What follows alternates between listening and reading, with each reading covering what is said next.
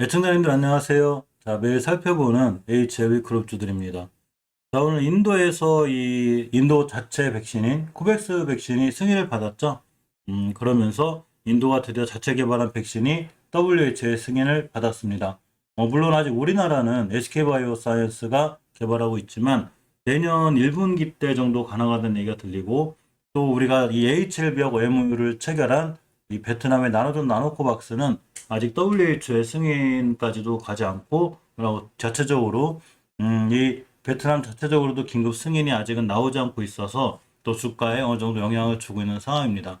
예전에 잘 올라갔을 때 이 나노젠 나노코박스에 관련한 기대감으로 또 HLB가 나노젠과 그런 MOU를 체결하면서 많이 올라왔다가 지금 굉장히 이제 추세가 무너져 있고 하향하는 게 사실이죠. 그렇지만 인도가 이제 이 자체 개발한 이 코백스 백신의 WHO 승인이 있었고, 나노젠 나노코박스 백신도 결국은 같은 길을 가지 않을까라는 개인적인 생각을 해봅니다. 물론 모든 주식에 대한 이런 거는 사실 나노코박스 백신이 나온다고 해서 급등할 수 있을까? 아니면 과연 재료 소멸로도 떨어질래나? 이런 많은 생각들을 하고 계실 텐데요. 사실 이런 거에 관련한 정답은 없어요. 우리가 미래에서 오지 않는 사람인 이상 알 수는 없죠.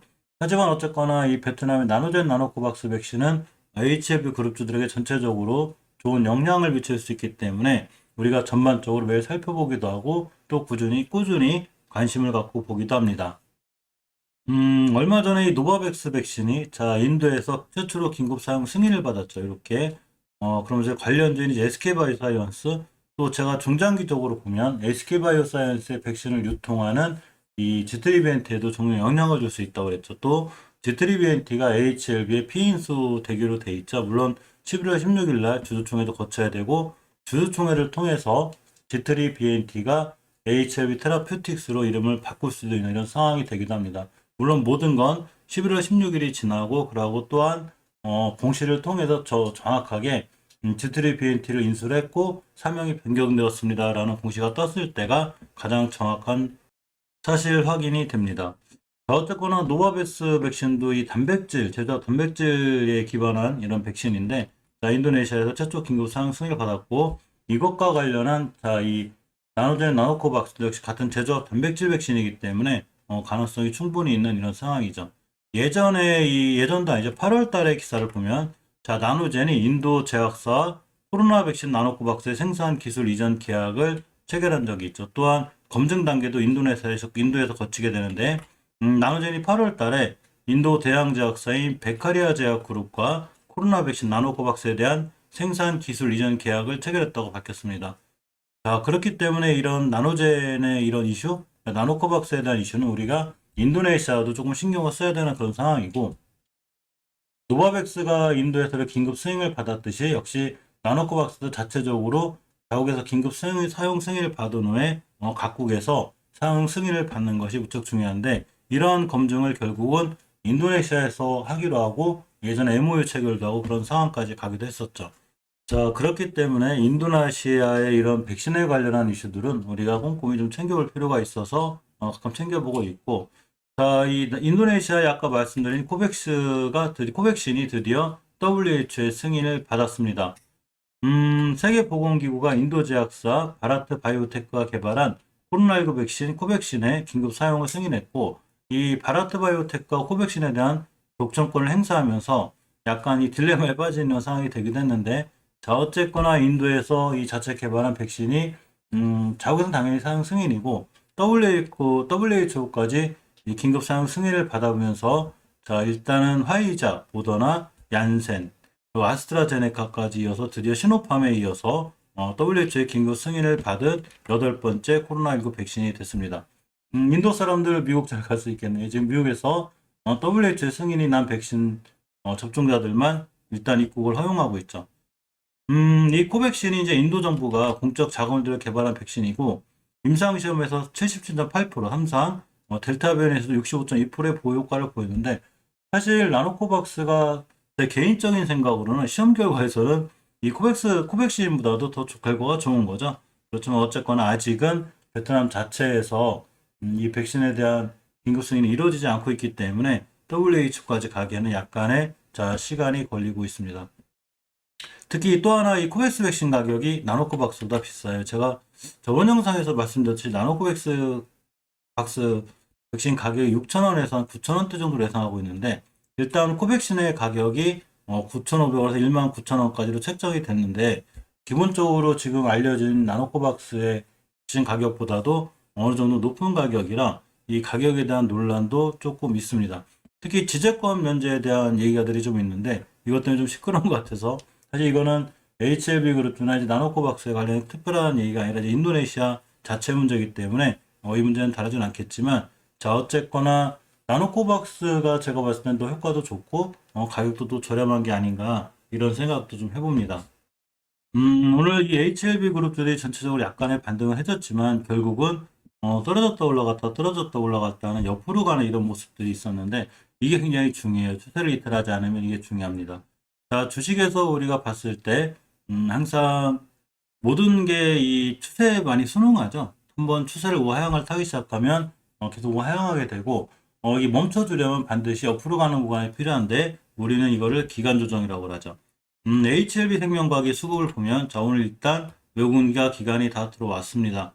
자 사모펀드도 샀다 팔았다 반복하고 있는데 사실 하루하루에 민감하기보다는 전체적으로 한 달, 두 달 이렇게 보는 게 가장 정확하고 저번 달부터 봤을 때 이 외국인들은 아직은 많은 매수 물량을 거의 다시 매도한 상태고 금융투자라고 사모펀드도 아직은 매도권에 있기 때문에 이 그동안 이렇게 많이 좀 떨어지면서 사실은 많은 물량이 매도권에 있었죠.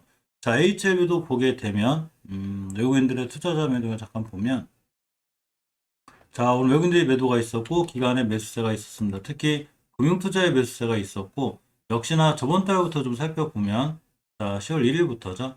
이렇게 외국인들이 HLB는 매수해 놓은 상태죠. 많은 양의 매수세가 있었고 또 매수를 반복하는 외국계라고 해서 한쪽에서만 그렇게 하진 않죠. 물론 전 영상에서 알려줬듯이 HLB의 공매도는 외국계 비사가 집중적으로 이렇게 한 창구에서 나오는 걸 확인할 수 있었습니다. 대차거래 같은 경우는 항상 다음날 나오기 때문에 제가 새벽이나 다음날 9시에쯤 올려드리는데 이 대차거래들이 HLB는 크게 이루어지지 않고 있고 HLB 생명과학도 2, 3일 동안은 대차거래 자체가 많이 이루어지지 않고 있죠. 일단 공매도 세력들도 주가들이 HL 생명과학 같은 경우 22,000에서 14,000원 가다 보니까 앞으로 공매도를 하기 위한 부분에 대해서는 약간의 부담감이 있지 않나 싶습니다. 근데 사실 공매도는 계속 늘어나고 있죠. 이게 우리나라가 이 공매도를 재개한 이후에 공매도를 많이 할 수 있는 부분이 없어요. 즉, 코스피 200, 그리고 코스닥 150 이 정도에서 하기 때문에 회사가 죽고나 포고를 떠나서 단지 기법으로만, 즉, 나노코박스 이슈 관련해서 주가 많이 올라갔네? 그럼 여기서 공매도 한번 해볼까? 뭐 이런 좀 약간 개인적으로 좀 괘씸한 뭐 이런 생각들을 좀 하고 있죠. 그러니까 회사의 펀더멘탈보다는 어느 정도 기법으로 이용해서 돈을 버는 자 이런 세력들이 아닌가 생각해 보고 공매도가 줄지 않아요. 오늘도 4%대 거의 뭐 5%, 4%대 나오고 있고 일주 동안 7%, 8%대까지 나와 있습니다. 대차 거래가 심하게 이루어지지 않기 때문에 앞으로는 좀 줄어들 것 같긴 하지만 여전히 공매도에 대한 부분은 리스크가 되죠. HLB를 봐도 HLB 생명과학은 자 이렇게 보시게 되면 공매도가 7, 8%, 4%대 나오고 HLB도 공매도가 쉽게 줄지 않아요. 오늘도 거의 10%대 나왔습니다. 어제 9%대 이틀 동안 거의 한 10%, 9%, 19%대 나온 거죠. 대단한 공매도 세력들이고 이 금방 말씀드린 그러니까 회사의 좋고 나쁜 이 이슈보다도 주가가 높다? 예전보다 많이 올라갔다? 공매도를 세게 치는 경우가 있고 특히 외국계 비사에서 한창구에서 강하게 이 공매도를 치고 있는 상황이고 특히 우리나라 이 바이오주에 대한 공매도가 굉장히 강해서 지금 미국 시장이 굉장히 좋죠. 그렇게 미국 시장이 좋은데도 불구하고 우리나라 시장이 안 좋은 건 바이오주에 일단 약세가 조금 포함이 되고 거기서는 외국계 공매도가 심한 게 사실입니다. 일종의 우리나라 시장을 본인들 수익 내기 위해서 약간은 조금 심하게 염려 가지고 노는 듯한 이게 제가 생각해서 공매도 세력들이 얄미울 정도로 이렇게 기법을 이용해서 돈을 버는 이런 상황이 자꾸 되는 것 같아서 약간 속상한 부분도 있습니다. 일단 HLB 같은 경우 일봉에서 옆으로 잘 가고 있고 주봉에서 저번 주에 20선을 이탈해놨기 때문에 이번 주에 돌려놓지 못하면 역시나 이 공간에서 옆으로 가는 이런 상황이 필요하고 20주선을 깨놓은 상태라 추세는 언제든지 깨질 수 있죠. 월봉에서는 장기적으로 추세를 돌려놔야 되는 5개월선 돌파가 중요한데 아직은 5개월선과 20개월선 밑에 있는 게 약간의 리스크가 되기도 합니다. HLB 생명과학의 이 주봉 차트를 보면 내일 이제 금요일에 주봉의 마감인데 결국 이 시가선을 지켜주는 게 관건이라고 했죠. 아직 오늘까지는 깨지 않고 있고 내일 금요일 날 내일도 절대 깨지 않아야 추세가 더 심하게 무너지지 않을 수 있습니다. 일단 옆으로 가는 과정이 무조건 중요해요. 이전 저점 밑으로는 안 되는데 아주 아슬아슬한 이 하루하루를 보내고 있죠. 자, HLB 제약은 일단은 이 전환사채권과 관련해서 많이 무너졌다가 월봉에서 장기적으로 지켜줘야 되는 20개월 이 자리가 중요하고 오늘은 깨지 않아서 그나마 다행이고 저 자리 깨면 좀 위험해지죠.